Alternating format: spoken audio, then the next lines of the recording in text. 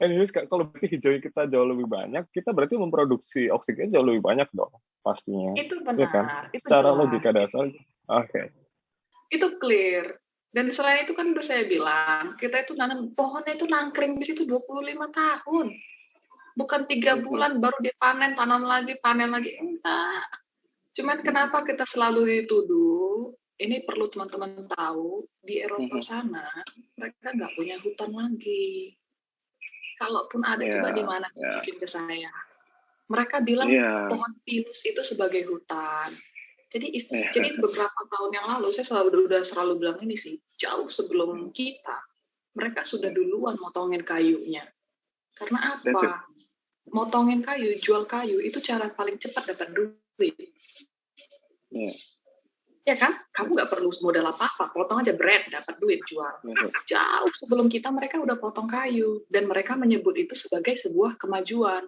Makanya kalau kita lihat foto-foto di-share kan di Eropa, padang rumput yang luas, terus kita bilang, wah hijau ya, gitu. Hutannya berarti udah dipotong kan? Itu iya, satu. iya, Jadi iya. ketika mereka sudah potong duluan, kamu berbuat dosa di sana, kenapa kamu menyuci dosamu di sini? Saya selalu bilang itu ke teman-teman di Twitter loh. Kamu Iya, berbuat iya. dosa di sana, menyucikan dosamu di sini, saya bilang gitu. Ya kamu sendirilah Iya. tanam lagi, reforestasi. Atau kalau kamu yang efisien, kamu jangan nanam rapeseed. Biar kami aja yang nangani minyak nabatinya. Kamu di sana hijaukan lagi aja pohonmu, saya gituin. Jahat, Francisca. I see. Oh, pantesan isu yang diangkat memang agak kurang ini ya, Kak. Kalau saya lihat pattern-nya ya, akhirnya kan kita kan sering ngangkat isu-isu di Property Sustainable untuk konten kan, Kak. Gitu. Nah, isunya memang sering kita ngeliat pattern-nya itu ada inkonsistensi gitu. Bulan Ya, ini misalnya ya, ngomongin ya. A, besoknya B, C, D. Ya. Kita sendiri pun Hari akhirnya di satu sisi enaknya adalah kita nggak kehabisan konten, Kak. hari ini lingkungan. Hari ini lingkungan. Tandain ya, Ya, teman-teman di Proud to be Sustainable, ya, hari ini lingkungan. Baru besok ya, kesehatan, ya, betul. tenaga kerja. Terus setelah itu besoknya lagi apa lagi ya? Tanya ke mereka aja deh. Tanya mereka coba, kalian apa aja gitu. Pekerja anak, Ya, perempuan, apalagi perempuan, ya, hutan. Banyak kekerasan, lah Kak. pokoknya. Ya, Iya, macem-macem ya, lah mereka itu semangat banget mereka kalau udah kayak gitu emang. Tapi ya, tadi saya mau bilang apa ya? Ada yang saya mau sampaikan juga, saya lupa ya. Satu hal juga tentang kita dengan mereka. Oh, tentang lahan. Kita itu negara yang merdeka. Indonesia itu negara yang merdeka. Kita harus merdeka untuk lahan kita sendiri. Jangan kita menggunakan lahan kita diatur-atur dari luar. Saya baru nge-tweet itu tadi malam. Karena kan sekarang serangan mereka ke Brazil. Karena mereka udah lihat Indonesia udah mulai melawan. Serangan mereka ke Brazil. Saya bilang, biarlah orang Brazil berdaulat atas tanahnya sendiri. Biar orang Brazil yang menentukan mau diapain tanahnya. Karena itu hutannya mereka. Jangan anggap kita orang Indonesia yang juga punya hutan tropis lebih pintar daripada orang Brazil cara mengelola hutan. Apalagi kita menganggap orang Eropa lebih pintar cara menjaga hutan daripada kita ketika mereka tidak punya hutan. Ini salah satunya juga masalah nasionalisme juga loh teman-teman. Saya mau nyampein itu. Kita tuh harus punya kuasa penuh atas tanah kita sendiri. Jangan mau kita diganggu-ganggu sama orang asing. Kamu gini. Justru kita harus cek apa benar kayak gitu. Kalau saya sih seperti itu. Ya, emang sering gitu ya, kayak maksudnya memang mungkin udah kehabisan top mungkin. Jadi kayak itu pun kadang-kadang redundans, Kak. 5 bulan berikutnya, bulan yang pertama tadi diulang lagi gitu. Jadi Betul. ada lagi. Kayak laporan yang baru keluar baru-baru ini nih. Aduh. Dari salah satu NGO apa tuh. Nah, itu kan dia pakai foto-fotonya foto tahun 2019. Betul. Dia angkat kasus 2015. Karena apa? 2020, 2021 tuh aya nanaonan. Gitu apa katanya. Tuh artinya, Kak? Apa itu artinya? Kita di Jawa Timur. Ya, teman-teman Proud to be Sustainable diberikan subtitle untuk video ini. Nanti kita chat ya Kak, apa artinya yang barusan. Kita mohon pencerahan. Itu orang Sunda, artinya tidak ada apa-apa. Oh, I see. Iya, iya, iya, iya. Oke. Oke, next-nya tadi udah disebutin tentang manfaatnya dan segala macamnya. Berarti konklusinya adalah kelapa sawit ini juga mendukung atas SDGs kan? Yap, Gitu. jelas. Kan udah banyak tuh. Berarti konklusinya adalah kelapa sawit mendukung SDGs. Tahu gimana Kak? Jadi tadi kan kita udah sebutin waktu di awal-awal, yang pertama perekonomian masyarakat desanya terangkat, itu jelas untuk tentang kemiskinan. Kemudian dia juga untuk berbagai bahan makanan kita, itu untuk yang kelaparan. Kemudian untuk perempuan, ya kan, untuk masalah perempuan juga, teman-teman tahu nggak sih, karena sawit ini terlalu sering diserang, kita tuh kalau makin dikasih ujian, makin pintar atau makin bodoh? Pertanyaan saya. Makin pinter Kak.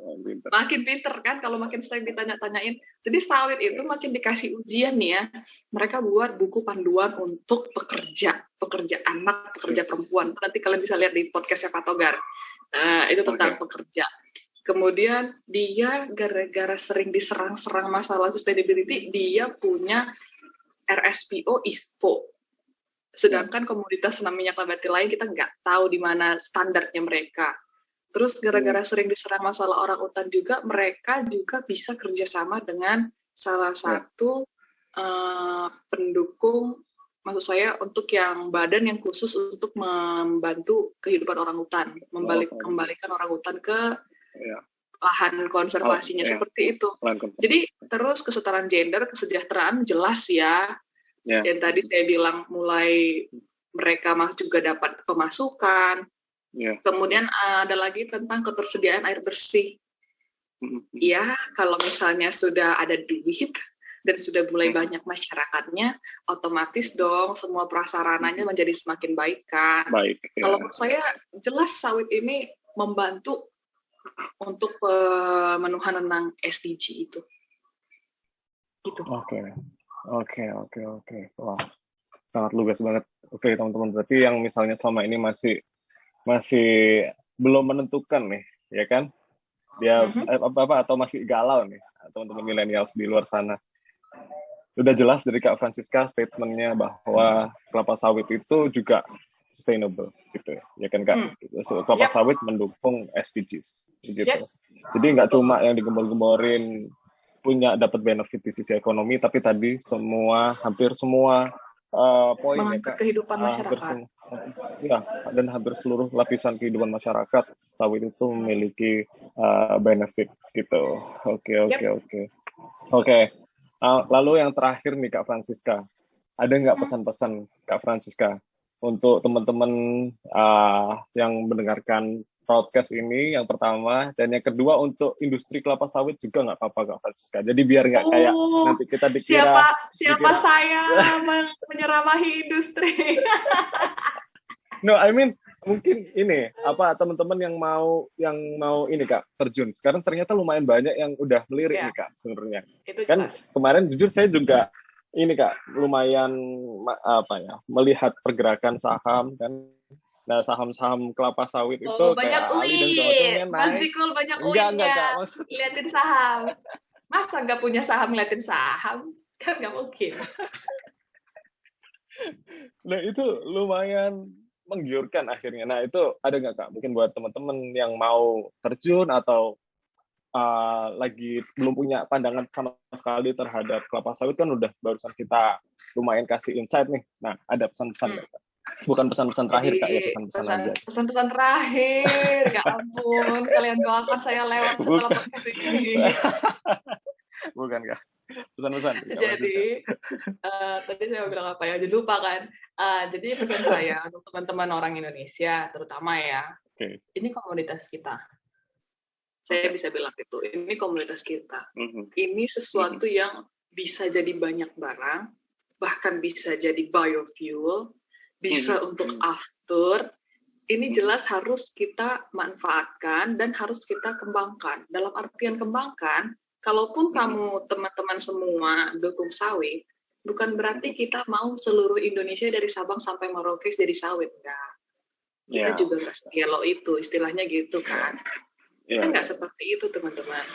Karena dengan 16 juta hektar pun sekarang, tapi memang kita harus hati-hati sih di tahun depan. Saya banyak baca apa sih istilahnya, supply kita mungkin belum tahu bisa memenuhi demand atau tidak. Tapi kita harus ingat, dengan 16 juta yang sekarang, kita bisa ekspor.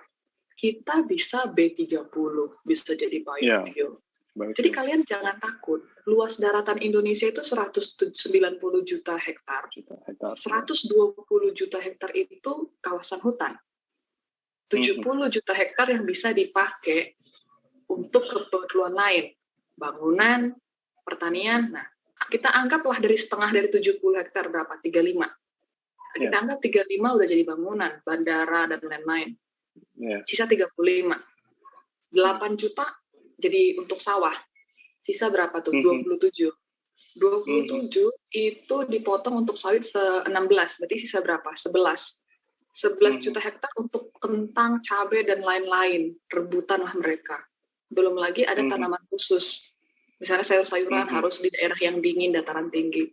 Jadi kita harus mikir, cukup nggak kira-kira lahan pertanian kita kalau kita hanya segitu? Satu. Yang kedua, kalau nggak ada sawit, mau berapa harga makanan gorengan kita? Ya, kan? Ini Kak, minyak zaitun Kak? Minyak zaitun nggak boleh. Ini saya sampaikan lagi. Kenapa minyak zaitun selalu jadi dressing? Salah satu keunggulan minyak sawit, dia titik bakarnya tinggi. Kalau air kan namanya titik didih ya, mendidih di suhu 100 derajat. Kalau sawit, dia itu titik bakar. Kalau minyak namanya titik bakar. Jadi titik bakarnya tinggi. Jadi kamu kalau goreng kentang, French fries, pakai minyak sawit, itu lebih crispy. Karena kan pada suhu tinggi, dia nggak terbakar. Tapi minyak zaitun, kalau kita panasin aja mau goreng telur, gosing, langsung kering minyaknya.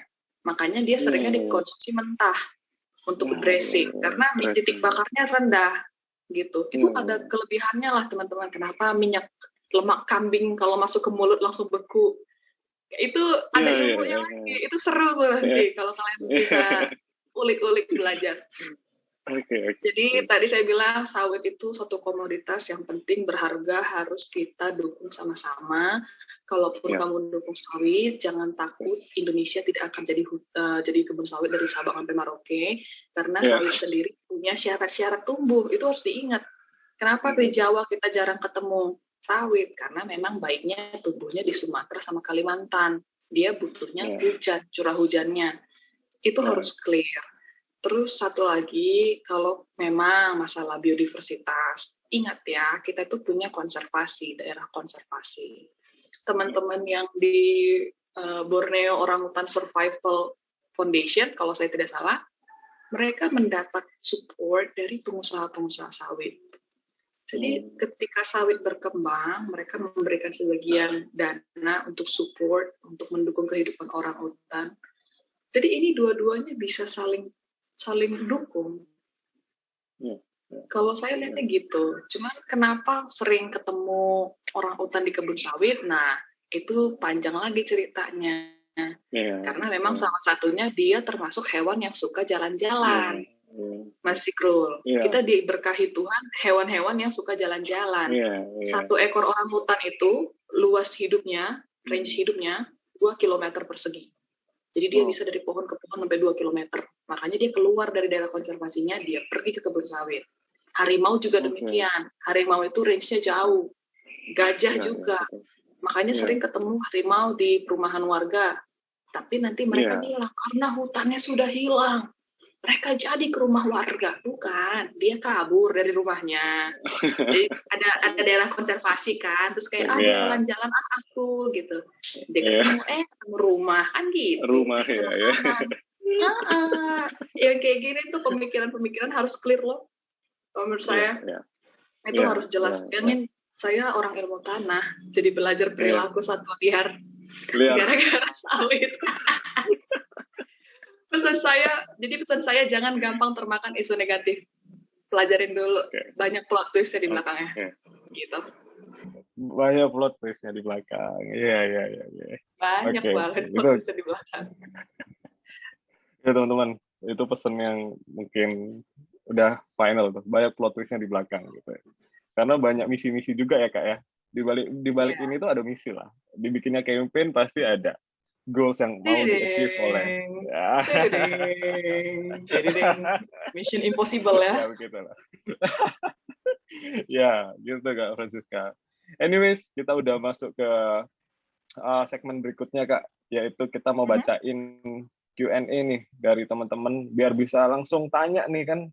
Jarang-jarang mungkin Kak Francisca kayak tidak semua teman-teman itu punya kayak kita lah kesempatan kayak kita di PTS bisa tanya langsung ke Kak Francisca kan. Makanya kemarin kita memberikan satu wadah nih, ada Kak Francisca yang mau tanya,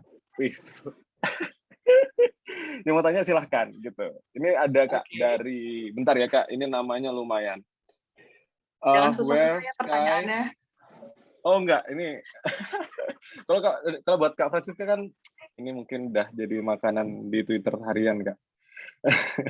Where sky meets coffee. Oke. Dari ini teman kita yang satu ini. Apakah kelapa sawit lebih sehat dari minyak yang lain? Tadi udah dijawab ya Kak ya. Terkait tadi aja, singkat aja ya saya mau jawab dia. Ada orang meninggal gara-gara kebanyakan makan minyak kelapa sawit. Ya kalau diminum-minum tiap hari memang salah sih gitu loh. Tapi kan sebagian besar juga orang di Indonesia itu pada mengkonsumsi gorengan juga masih hidup, ada yang 70 tahun. Apakah benar Tuhan sejahat itu? Minyak sawit kita buat jelek, bread. Minyak kedelai kita buat sehat, bread. Enggak. Cuman memang di sini masalahnya saturated fat. Saya ngerti lah arah pertanyaan dia. Jadi lemak jenuh itu terjadi kalau minyak itu dihidrogenasi. Semua jenis minyak, bukan hanya sawit ya, kalau dihidrogenasi pasti menghasilkan saturated fat. Jadi jangan dituduh-tuduh sawit aja yang seperti itu. Itu aja jawaban saya. Oke. Kalau sehat ya pasti sehat lah, wong kita semua masih konsumsi itu. Nah kita Slavina aja goreng puros, saya lihat kemarin pakai minyak sawit. Waduh. Padahal kayak sebenarnya pasti punya ini kan Kak, air fryer kan. Saya juga punya air fryer di rumah. Tapi ya gitu sekali pakai. Aku orang miskin, nggak tahu aku air fryer. Aduh, enggak. Maksudnya tetap enakan pakai minyak Kak. Enggak enak gitu loh. Pastilah. Iya, gitu. aku jadi juga. Kayak Nagita kan maksudnya Nagita. Iya, jangankan itu, aku ngegoreng telur aja harus pakai minyak, nggak bisa pakai mentega atau butter atau margarin atau apalah itu namanya. Iya, sama. Karena aku pingin pinggirnya yang agak gosong-gosong itu loh, tau nggak? Kalau ceplok pinggir-pinggirnya ada gosong-gosong itu, yang kering itu. Gosong-gosong gitu. Iya. Aku suka. Oke. Next, pertanyaan apa lagi? Ada nih. Mana ya Kak? Mau yang ini ya? Ada beberapa yang sama nih soalnya Kak. Dan sudah dijawab tadi sebenarnya bagaimana cara kita. Oke. Ini menarik nih Kak. Bagaimana cara kita untuk mendukung kelapa sawit Kak? Ya maksudnya mungkin buat teman-teman di luar sana yang tidak punya kebun dan apa dan segala macamnya. Seperti itulah Kak. Mungkin ya. Saya juga nggak punya kebun sih guys. Jangan kalian pikir aku punya kebun ya. Nggak. Air fryer aja aku nggak punya.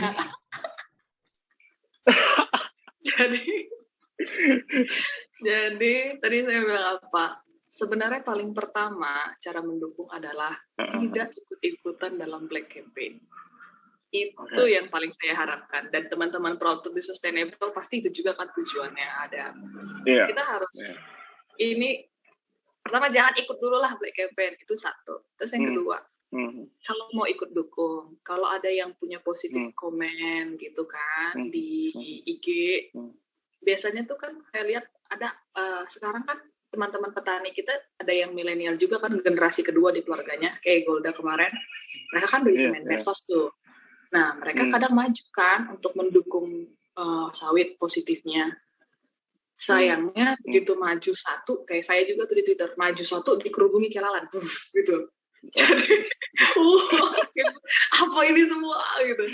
Jadi kalau saran saya, selain tidak ikutan black campaign, boleh didukung mereka yang sudah bersuara, bisa kasih like mereka, kita bisa bantu like aku nggak tahu mau jawab apa, tapi aku mau dukung kamu. Kasih like aja. Menurut saya itu sih manfaatnya, tombol like. Kasih like aja mereka. Kalau udah proud to be sustainable, kalau ngasih good news, atau insight, atau knowledge karena tentang sawit, di like postingannya, kita dukung sama-sama semuanya. Kalau saya seperti itu, dan pakailah produk-produk minyak sawit. Iya. Tapi jangan diminum minyak sawitnya, oke?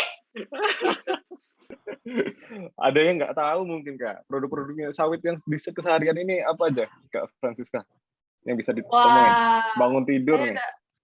Bangun tidur, terus mandi gitu kan, terus mandi. Ya kan? Pas mandi, kalau mandi pakai sabun tidak, atau ujung rambutnya dicelupin ke air seluruh tubuh.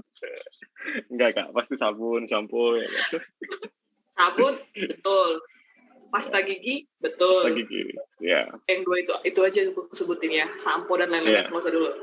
Terus setelah itu kita bangun, kita makan, dimasak menggunakan minyak sawit, beres. Terus saya juga pergi misalnya ke kampus atau suatu tempat, katanya saya dengar bannya itu juga, karet ban itu katanya dikasih minyak sawit deh, supaya menempelkannya itu pas gitu loh. Katanya saya dengarnya itu masih.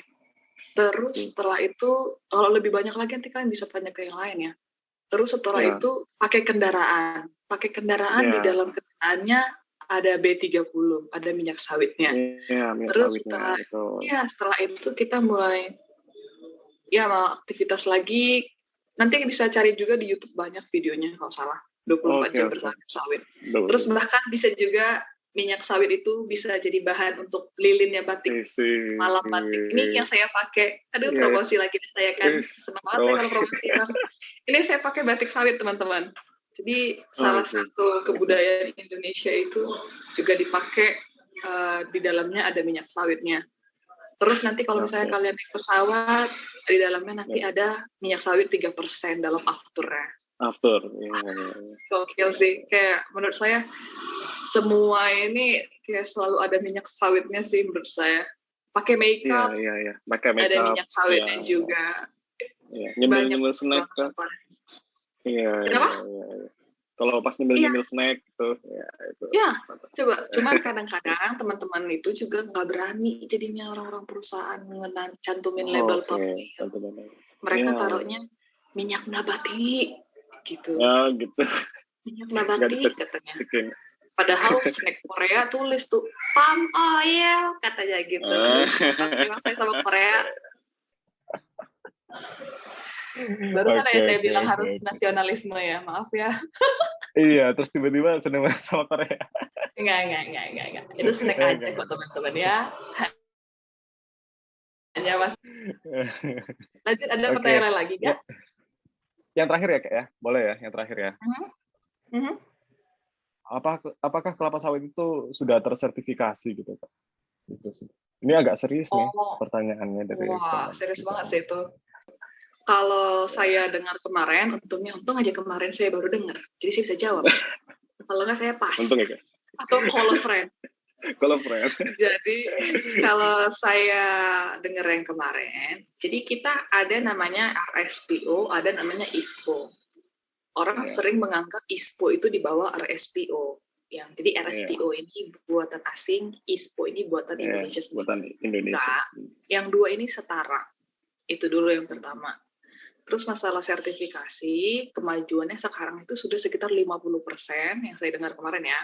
50% industri sawit di Indonesia itu sudah tersertifikasi. Apa yang menyebabkan mereka sekarang terhambat sertifikasinya ya cuman itu dulu sih, masalah paling urgent yang harus diberesin sekarang negara kita, masalah kepemilikan lahan. Itu kita kadang masih ada permasalahan di situ. Jadi karena petaninya nggak punya sertifikat tanahnya, maka dia nggak bisa ngurus sertifikasi dan lain-lain seperti itu. Tapi kalau sampai sekarang itu semua sedang, jadi gini loh, ketika petani ini nggak punya sertif tanah, perusahaan nyamperin dong, kamu kenapa? Aku nggak punya surat gini. Oh ya udah kami bantu, tapi jual kami. juga bisa replanting, tanam lagi. Jadi sebenarnya perusahaan sama petani itu saling mendukung, seperti itu. Masalah sustainability-nya, masalah tersertifikasinya. Terus saya sedikit mau menjawab, saya sedikit nyerempet ya. Kemarin kan ada laporan yang rilis. Ini karena masalah lahan. Terus dia bilang ada 3 juta hektar kebun sawit di kawasan hutan. Kawasan hutan yang harusnya berfungsi lindung. Tidak boleh dibudidayakan, nggak boleh nanam. Kita mikir logika aja. Mungkin nggak ada manusia bersama-sama berencana, ayo kita ambil kawasan hutan 3 juta hektar bareng-bareng. Pasti kan ada yang salah sistemnya. Jadi sebenarnya seperti cerita dari Golda kemarin juga teman-teman, kan dia sendiri praktisi di lapangan ya. Ketika petani sawit ini sudah punya kebunnya, terus mereka udah tanam tuh sawitnya udah 20 tahun, tiba-tiba mereka disamperin. Pak, tanya, sawit Bapak di kawasan hutan. Padahal selama ini dia nggak tahu. Nah, gara-gara seperti itu, jadilah dia tidak dapat suratnya, terhambatlah masalah administrasi dan lain-lainnya. Karena kan kayak, ini lahan perebutan gitu loh. Nah, yang kayak gitu tuh salah satunya menghambat sertifikasi juga gitu. Jadi, pemerintah dan perusahaan dan yang lain semua sekarang sedang bersama-sama berusaha menyelesaikan masalah ini. Kemajuannya sekarang udah 50% itu tersertifikasi gitu. Itu panjang lagi nanti ceritanya, bisa 3 SKS lagi aku sama kalian. Makanya aku bilang rumit soal itu. Iya. At least teman-teman udah dapat gambaran lah Kak ya, setidaknya. Semoga sih dari mendengarkan dari berapa SKS ya kira-kira. Ini udah 4 sih Kak ya. Udah 4 SKS kan dari Kak Francisca. Bayarnya uang kuliahnya ya, UKT-nya jangan lupa. Nggak, bercanda. At least teman-teman bisa dapat basic knowledge terkait sawit gitu ya Kak. Jadi kalau misalnya nanti ada nih dari manapun source mereka mendapatkan informasi, itu mereka sudah teman-teman punya pencerahan lah dari Kakak Francisca Simanjuntak. Ya, kalau mereka butuh, kalau teman-teman, saya pernah mengalami, saya kan nge-share nih, bread positifnya sawit. Terus teman-teman, ternyata ada teman saya tuh, dia mau coba dukung sawit gitu. Dia fight kan di IG orang, pas dihantam balik dia nggak tahu mau jawab apa. Terus dia langsung nge-DM saya, sis ini jawabnya gimana katanya. Saya juga dukung sih, saya dukung banget teman-teman yang lain kalau untuk kayak gitu. Silahkan yang mau dukung sawit, tapi ternyata kepentok nggak tahu mau jawab apa. Justru ke Proud Sustainable bisa kan, Proud to be Sustainable bisa, atau ke saya juga bisa. Banyak banget sumbernya sekarang gitu teman-teman. Jangan takut lah, atau memang kalau kamu masih belum siap untuk fight mereka ya udah gitu. Setidaknya dalam hatimu jangan ditanamkan kebencian terhadap sawit. Kalau saya itu aja sih. Udah main hati sekarang. Emang anak muda sukanya main hati Kak, kadang-kadang. Oke, lanjut Cikul. Jadi apa pembicaraan kita?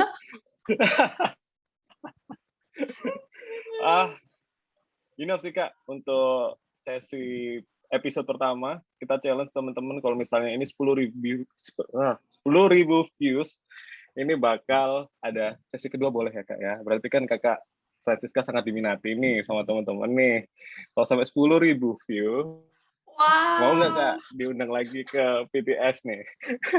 Nanti aku aja yang ngeliat mereka. Nggak, bosan katanya gitu ntar. Apa itu si Francisca itu dia aja kuliah katanya gitu nanti. Silahkan kalau ada yang mau ditanyakan lagi saya terima, saya terbuka aja karena menurut saya ini juga sesuatu yang kalau saya simpen sendiri nggak baik. Ini sesuatu yang semuanya harus tahu. Mau kalian tanya tentang gambut, mau kalian tanya tentang kepemilikan lahan, tanahnya seperti apa, tanamannya, itu bisa tanya ke saya karena saya juga tanya lagi ke orang lain. Seperti itu. Silahkan. Oke, tanya juga boleh langsung di kolom komen. Kalau misalnya nanti Kak Francisca belum sempat menjawab, kita nanti pasti bantu menanyakan dari PTS ke Kak Francisca. Iya, terus saya tanya lagi ke yang lain. Tanya-tanyaan kita semua. Gitu. Iya, silahkan. Thank you so much Kak Francisca, waktunya. Thank you banget udah mungkin ini informasi yang bagi beberapa teman ini sangat valuable buat teman-teman yang lain gitu. Oke, thank you Kak Francisca, thank you teman-teman yang udah mendengarkan dari awal sampai akhir. Semoga ilmunya bermanfaat. Gitu ya. Thank you Kak. Bye. Okay, goodbye.